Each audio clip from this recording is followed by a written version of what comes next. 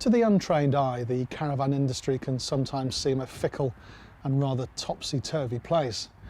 Names, makes, models, layouts, even the odd manufacturer, they've all come and gone over the years, seemingly without us really batting an eyelid. So it's reassuring to know that there are constants within this occasionally crazy world of ours, and Swift Group is certainly one of those. Its evergreen sprite never really seems to die away, we're happy to say. And at the other end of the spectrum, the Conqueror has long been the go-to brand for customers looking for value, quality, engineering and, let's be honest, badge kudos. Chances are if you've ever owned a Swift Challenger, you've lusted after a Conqueror. But now there's a new pretender to the Conqueror's throne, and intriguingly it's come from within Swift Group itself. The Elegance, launched a couple of years ago, is built like a bank vault. It's chock full of gear too, and it carries with it a suitably premium price tag. The question is, what does that mean for the Conqueror?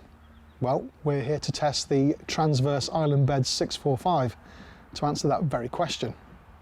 Step into the Conqueror 645 and straight away there's a real feeling of expensive premium woodwork in here. It's all very glossy. It's very muted colours too. It's very in keeping with its intended market. Straight away though, there is a mild feeling of disappointment.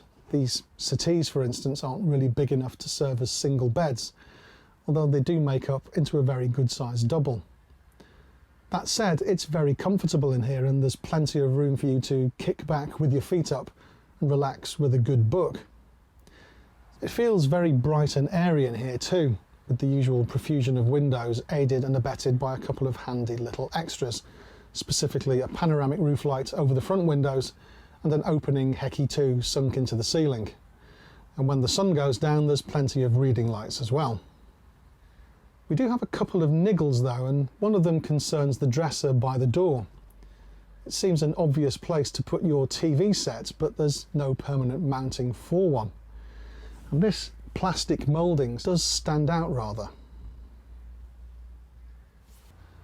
The 645's kitchen sits here, slap bang in the middle of the Caravan, and to be perfectly honest, there's very little to grouse about. It has all the expected kit fitted as standard, including this dual fuel cooker, a microwave oven, a proper fridge freezer and even a ceiling extractor fan. Storage space is good at high and low level too. It certainly passes the all-important cereal box test with consummate ease. And there are two very good sized wire baskets hidden away in this low cupboard. You can't really argue with the amount of worktop space on offer either, especially with this handy little extension flap deployed. You just do need to make sure that the occupant of the adjacent settee is safely evicted first. One last thing, this illuminated splashback, it may not serve any useful purpose, but we really do think it looks great. This is very much a Caravan of two distinct halves, with the lounge and kitchen up front and the ensuite bedroom here in the rear. And the two are fully separated by this pull-out concertina blind, the better for heat retention by night and privacy by day. This transverse island bed is very much on trend at the moment too, and with the bed base pulled out, there's plenty of room for a couple of 6-footers.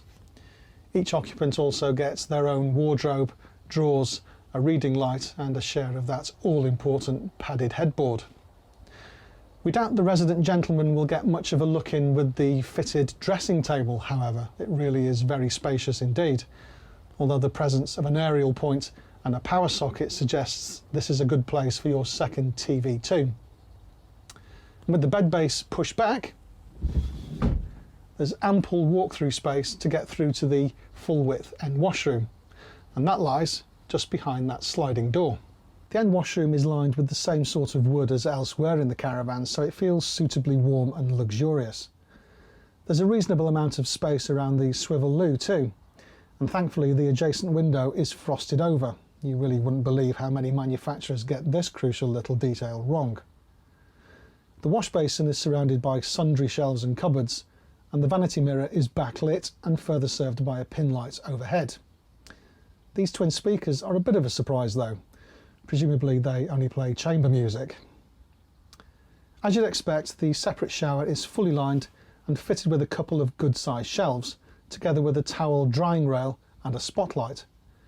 It's slightly surprising that there's no opening roof vent though, and the full height doors might make some occupants feel just a little hemmed in.